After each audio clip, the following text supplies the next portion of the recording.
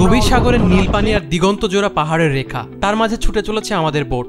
পেছনে রয়ে গেল স্বপ্নের মতো একটি দ্বীপ ফিফি আইল্যান্ড, আর সামনে আমরা এগিয়ে চলেছি আরেকটি স্বর্গের খোঁজে ক্রাবি। এই সফর শুধু জায়গা বদলের নয়, এটি একটি নতুন অভিজ্ঞতা, এক নতুন গল্পের শুরু। চলুন শুরু করি থাইল্যান্ড সিরিজের 17তম পর্ব। Let's go. ফিফি আইল্যান্ডে আমাদের এই কয়দিনের অভিজ্ঞতা ছিল অসম্ভব সুন্দর, কিন্তু এই অসম্ভব সুন্দর অভিজ্ঞতাকে পেছনে ফেলে আজকে চলে যেতে হচ্ছে ক্রাবিতে। কারণ আমরা ক্রাবি থেকে চলে যাব আমাদের পরবর্তী গন্তব্য সিঙ্গাপুরে। তাই আমরা ফিফি আইল্যান্ডে এসে প্রথম দিনই কেটে ফেলি ফিফি আইল্যান্ড থেকে ক্রাবি যাওয়ার বোটের টিকিট। ফুকেট থেকে ফিফি আইল্যান্ড আসার সময় যে ভিউটা পেয়েছিলাম তার চেয়ে বেশি সুন্দর ভিউ পাচ্ছি ফিফি আইল্যান্ড থেকে ক্রাবি যাওয়ার সময়। আর আরেকটা কথা না বললেই নয়, ক্রাবি কিন্তু আসলে অনেক বেশি সুন্দর, ফুকেট থেকেও আরো অনেক অনেক বেশি সুন্দর। যদিও আমরা ক্রাবিতে সেরকম টাইম রাখি নাই ঘোরাঘুরির জন্য, কারণ আমাদের সিঙ্গাপুরের ফ্লাইট আছে। তো আপনাদেরকে আমি অবশ্যই সাজেস্ট করব ক্রাবিতে অ্যাটলিস্ট 2 থেকে 3 দিন জাস্ট ঘোরাঘুরির জন্য রাখার। আমরা সচরাচর ইনস্টাগ্রাম বা ফেসবুকে যে ভাইরাল প্লেসগুলো দেখে থাকি থাইল্যান্ডে, তার প্রায় 90% জায়গায় ক্রাবিতে অবস্থিত। ক্রাবির বিচগুলো যেমন সুন্দর, এর কিছু পাহাড় আছে সেগুলো অনেক বেশি সুন্দর। সো আমি থাইল্যান্ড ট্রাভেলের বাকেট লিস্টে ক্রাবি অবশ্যই রেকমেন্ড করব। ঘাটটা অনেক বড়, আমাদেরকে হাঁটতে হবে অনেক দূরে। এখানে সম্ভবত গাড়িটারই খুব একটা পাওয়া যায় না, সেটাই শুনলাম ভিতর থেকে। এখন ঘাটে গিয়ে যেহেতু এটা একটা খুব বিজি এরিয়া, আই থিঙ্ক এখানে গাড়ি পাওয়ার কথা। দেখি আমাদের এখান থেকে আমাদের হোটেলের দূরত্ব গাড়িতে 10 মিনিট। তো দেখি আসলে কী অবস্থা দাঁড়ায় সামনে।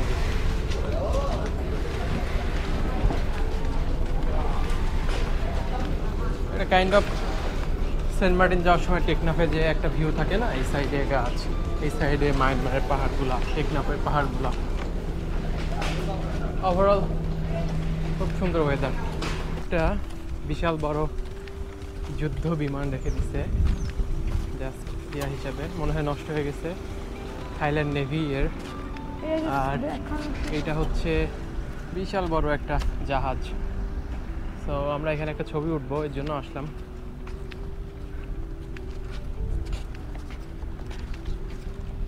বিমানের উপরে আমার একটু আলাদা উইকনেস কাজ করে, বিশেষ করে এই টাইপের।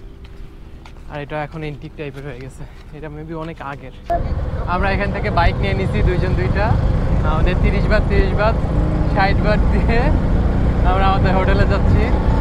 এক্সেলেন্ট এক্সপিরিয়েন্স, খুবই ভালো লাগতেছে। বাজেট ট্রাভেলে অবশ্যই আমাদের টাকা পয়সার কথা চিন্তা ভাবনা করতে হবে, কারণ বাইরের দেশে ট্রাভেল করতে আসলে সবচেয়ে বেশি টাকা খরচ হয় গাড়ি ভাড়ার পেছনে। সো আমরা ট্রাই করেছি পাবলিক ট্রান্সপোর্ট প্লাস বাইক, এই জাতীয় যত যানবাহন আছে সেগুলো ইউজ করার জন্য। এগুলো ইউজ করলে মোটামুটি ভালো অঙ্কের একটা অ্যামাউন্ট সেভ করা যায়। সো এই দিকে খেয়াল রাখবেন যারা বাজেট ট্রাভেল করতে চান আমাদের মতো। আমাদের ট্যাক্সিতে ওখান থেকে চাইছিল শেয়ার ট্যাক্সি, বাকি সবাদের সাথে 80 বাত দুইজনের 160 বাত চাইছিল। আমরা সেখানে দুইজন মিলে অনলি 60 বাতে যাচ্ছি। তো আপনারা আগে থেকে কোনো কিছু করবেন না, এখানে যাওয়ার পরে গাড়ি পাবেন। তো ডোন্ট টেয়ার অ্যাবাউট দিস। এটা হচ্ছে আমাদের হোটেল দ্য গ্রিনারি। এখন যাই ভিতরে রিসেপশনে। আরও একদম এসেই শুরু হয়ে গেছে কাপড় চোপড়। এটা গরমের না, এটা কি তুমি গরমের মধ্যে পড়তে পারবা? বাংলাদেশে ঠান্ডা। ও, কত টাকা নাও? তো এটা হচ্ছে হোটেলের ভিতরে রিসেপশন, এটা লবি, খুবই সুন্দর। এটা হচ্ছে পিছনের সাইডটা, একটা গার্ডেন আছে। এটা ওদের বার টাইপের। তো আমাদের রুমটা হচ্ছে 3rd ফ্লোরে। এটা হচ্ছে আমাদের রুম। বাংলাদেশি টাকায় মাত্র 1400 টাকা দিয়ে আমরা ক্রাবি আসার ঠিক একদিন আগে booking.com থেকে বুক দেই আমাদের এই রুমটি। মোটামুটি একটা 3 স্টার মানের হোটেলে যা যা থাকা প্রয়োজন সব কিছু এখানে আছে, বরং আমার কাছে মনে হচ্ছে তার চেয়ে বেশিই আছে। কারণ বাংলাদেশে এই টাইপের হোটেলের ভাড়া না হলেও 8 থেকে 10,000 টাকা হবে। সো এখানে সুন্দর একটা ওয়াশরুম আছে, সুন্দর বেড আছে, ক্যাবিনেট আছে, বড় একটা আলমারি আছে, টিভি আছে, খুব সুন্দর একটা বেলকনি আছে এবং বেলকনির পাশের থেকে একদম গ্রিন একটা ভিউ। সো যারা গ্রিন ভিউ পছন্দ করেন তাদের কাছে খুবই ভালো লাগবে এই জায়গাটি। বুকিং করার সময় এতটা না খেয়াল করলেও এখানে এসে দেখতেছি আমাদের রুমটা আসলেই ভালো পড়ছে। সো হোটেলের দিক দিয়ে চিন্তা করলে ক্রাবি আমার কাছে মোটামুটি বেশ সস্তায় লেগেছে, ফিফি আইল্যান্ড, ফুকেট বা ব্যাংককের সাথে যদি আমি তুলনা করি। ওকে, সো আমার গোপ্রোর মেমোরি কার্ড ফুল হয়ে গেছে, আমি আরেকটা মেমোরি কার্ড কিনতেছি। এটা হচ্ছে একটা বড় শোরুম। আমার গোপ্রোর যে মেমোরি কার্ডটা ছিল 128 জিবি, 128 জিবি অলরেডি শেষ হয়ে গেছে। আমি ফুকেট, ব্যাংকক, ফিফি আইল্যান্ড অনেক জায়গায় খুঁজছি মেমোরি কার্ড, ওখানে অনেক দাম চায়। প্রায় এক একটা মেমোরি কার্ড 750, 800, এক জায়গায় তো 1000 বাদ করে চাইছিল 128 জিবি। আমি এখানে শোরুম থেকে পাইলাম 319 বাতে মাত্র। সো আমি তাও আবার 7 বছরের ওয়ারেন্টি সহ। সো মানে আমি চিন্তাও করতে পারতেছি না এত কম প্রাইসে, বাংলাদেশের থেকেও কম প্রাইস। বাংলাদেশে কিনতে গেলে না হলে 2500 টাকার মতো লাগতো। এই মুহূর্তে আমরা আছি হচ্ছে ক্রাবি টাউনে। আমরা এখন হোটেল থেকে মাত্র বের হইলাম, সন্ধ্যা হয়ে গেছে অলমোস্ট, আমাদের বের হওয়ার কথা ছিল আরও আগে। এখানে একটা বড় কাঁকড়ার আছে, মূর্তি টাইপের আছে, এখানে সবাই সন্ধ্যার সময় একটু টাইম পাস করে। সো আমরা ওইখানে যাচ্ছি। আমাদের কালকে ফ্লাইট, দ্যাটস ওয়াই আমরা অন্য কোথাও যেতে পারতেছি না।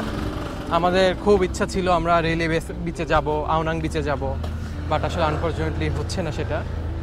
তো আমরা ক্রাবি টাউনটাতেই আসলে আশেপাশে একটু ঘোরাঘুরি করব। এখন আমরা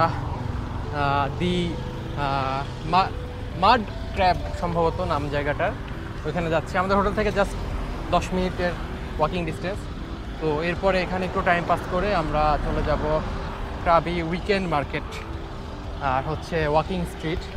সো ওইখানে যদি ড্রেস বা যাই হোক দেখি দাম কেমন হয় সেটার উপর ডিপেন্ড করে কেনাকাটা করবো কিছু, আর ওই রাস্তার স্ট্রিট ফুডগুলো ট্রাই করবো। আর ও হচ্ছে এসে ওই যে দেখাইলাম আমি হোটেলের নিচের থেকে ড্রেস কিনা শুরু করে দিচ্ছে।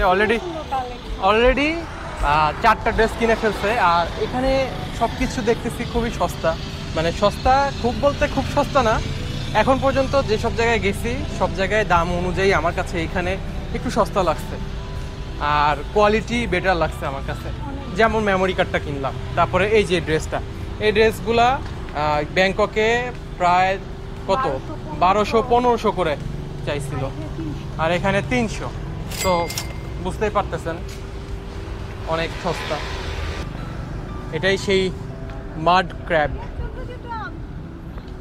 বিশাল বড় একটা কাঁকড়া, তার সাথে নিচে ছোট ছোট কিছু কাঁকড়া। এটার সাথে আসলে ক্রাবি শহরের নামের একটা মিল আছে, মানে এটার সাথে বেস করেই হয়তো বা নামটা হয়েছে, দ্যাটস ওয়াই এখানে এত বড় একটা কাঁকড়ার মূর্তি দিয়ে দিছে। আমরা এখানে এখন কিছু ছবি উঠবো, ছবি তুলে এই আশেপাশে একটু বসে থাকবো। অ্যান্ড এখানে একটা স্ট্রিট ফুড মার্কেট আছে, আমরা এখানে একটু খাওয়া দাওয়া করবো, দেখবো কোন প্রোডাক্ট মানে কোন খাবারগুলোর কেমন দাম। আসার সময় দেখলাম মোটামুটি দাম কমই লাগছে। জায়গাটাতে এসে যা বুঝলাম এখানে আসলে দিনের বেলা আসতে হবে, সন্ধ্যার পরে এসে ছবি তোলা যাবে না, মানে ছবি তোলা যাবে বাট আমাদের যেরকম এক্সপেকটেশন ওই লেভেলে ছবি পাবো না। এমনিতে টাইম পাস করার জন্য খুবই জোস একটা জায়গা, খুবই সুন্দর, নিরিবিলি, অ্যান্ড খুব বাতাস আসতেছে। আজকের ভিডিও এ পর্যন্তই, দেখা হবে নেক্সট ভিডিওতে। Till then bye bye and take care and don't forget to subscribe.